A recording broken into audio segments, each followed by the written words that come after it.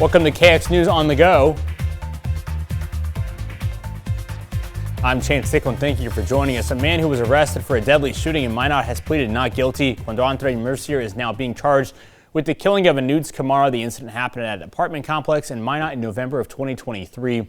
Investigators looked at ring camera video that police used to identify him. They say he then fled the state and was arrested about 5 months later in Fort Wayne, Indiana, and returned to North Dakota. Now, he is now in the Ward County Jail with no bond. He faces up to life in prison if convicted. He'll be back in court in Minot next month.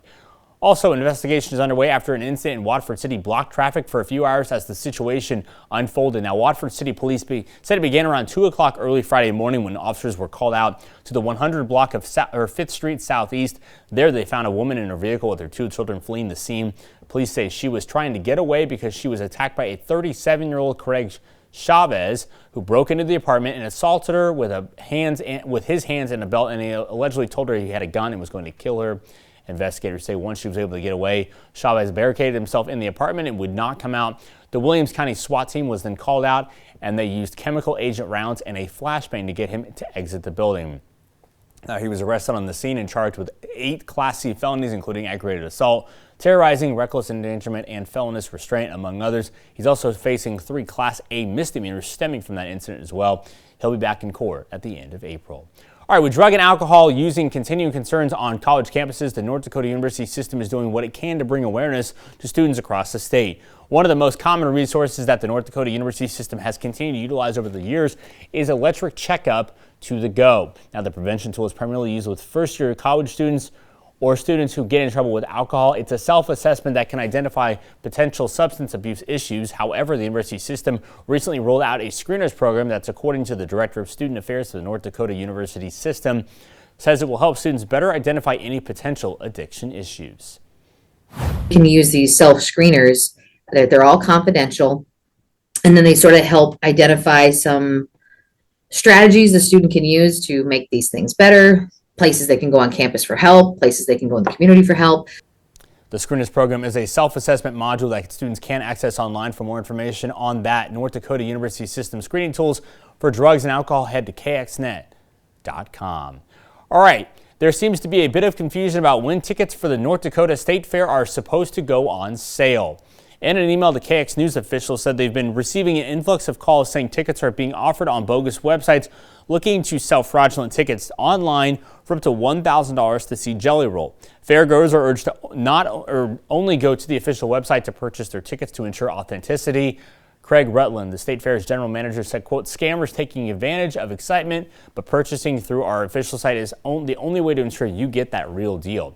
Tickets for the State Fair will start to go on sale on March 31st. In addition to the ticket sales, more single night concert announcements will be coming soon, adding to the anticipation for the 2025 State Fair. Stay tuned to KX News for further updates as we get closer to that big day. And to purchase the tickets, follow the link in the story on our website. That's kxnet.com. Let's turn things over to KX Storm Team meteorologist Andre Brooks for a check of the forecast.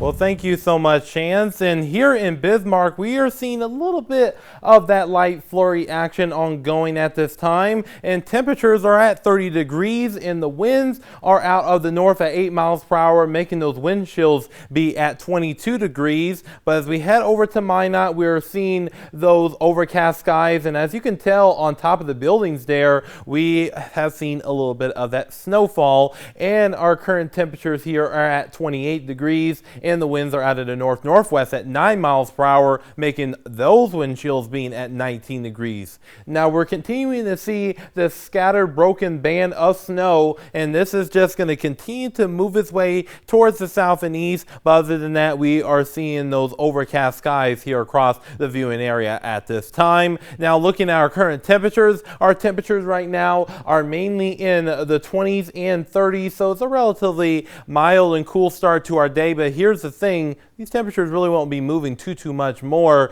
And our wind chills are brought to you by Absolute Comfort Plumbing and Heating, where we are seeing those values in the teens and 20s. So it is a really good chill to the air, and it is letting us know that winter is still here.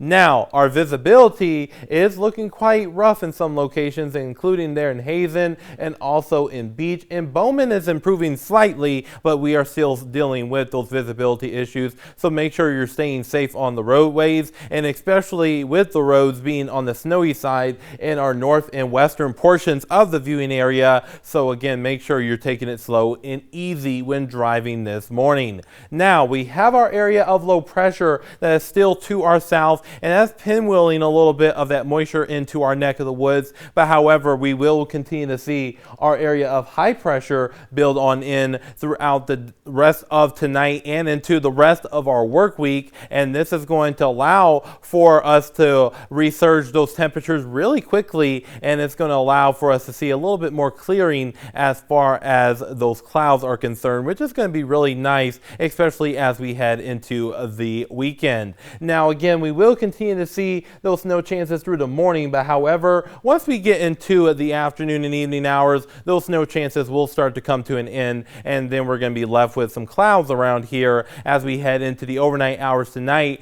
and into our Wednesday morning. So that's something to keep in mind. Now, the amount of snow we're expecting will be generally less than an inch in our viewing area, so really don't look for a big event from this system. And our highs for today will mainly be in the 30s, which means our spring meter will only be at a level 1 for today. But once we get into tonight, we will see those temperatures drop down into the teens, and a few 20s are quite possible. So it's going to be chillier than what we've been seeing over the past few days. And for our Wednesday, we will see those temperatures increase into the 30s and 40s. So it's going to be a relatively mild day, even warmer than average day as we head into our Wednesday. And here in Williston, we're going to continue the warming trend through our Saturday with those mainly sunny skies returning by Thursday. But however, those breezy winds will make a return as we head into the day on Friday. Now for Dickinson, we will see a overall resurgence in temperatures, with temperatures climbing up back into the 50s